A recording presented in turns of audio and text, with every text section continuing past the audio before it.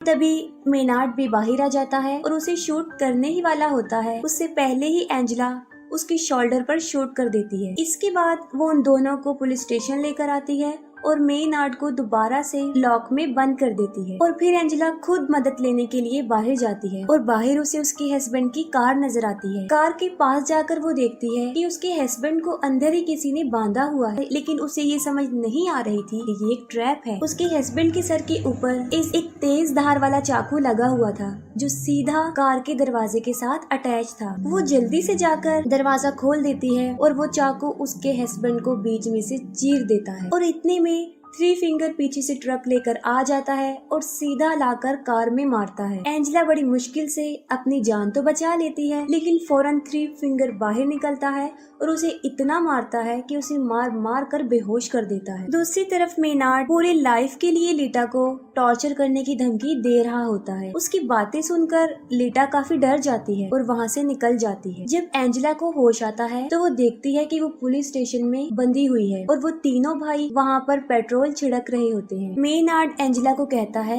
कि उसके पास मरने के लिए दो चॉइस हैं। एक ये कि या तो वो जल के मर सकती है और या फिर उसके फेस से एक शॉटगन अटैच्ड है जिसका ट्रिगर उसके पाँव में है और जैसे ही वो अपनी एड़ियां जमीन पर रखेगी उसका सर उड़ जाएगा। वो उसे एक दर्दनाक और एक आसान मौत चूज करने का कहता है। ये कहकर वो पूरे पुलिस स्टेशन में आग लगाकर वहाँ से चला जाता है और जैसे ही बाहर आकर वो ट्रक में बैठता है तब अंदर से उसे शॉटगन की आवाज आती है और वो समझ जाता है कि एंजेला ने दूसरे तरीके से मरने को चुना। लीटा चलते चलते एक रोड तक पहुँच जाती है और तभी उसे एक गाड़ी की आवाज आती है और वो उससे हेल्प मांगती है, लेकिन बदकिस्मती ये होती है कि वो मेनार्ड का ही ट्रक था। थ्री फिंगर नीचे उतरता है और वो लीटा को गाड़ी में धकेल देता है और अंदर मेनार्ड लीटा को वेलकम कहता है और वो सब उसे अपने साथ ले जाते हैं और यहीं पर मूवी एंड हो जाती है। अगर आपको मूवी की एक्सप्लेनेशन अच्छी लगी हो तो काइंडली कमेंट सेक्शन में जरूर बताइएगा। Thank you.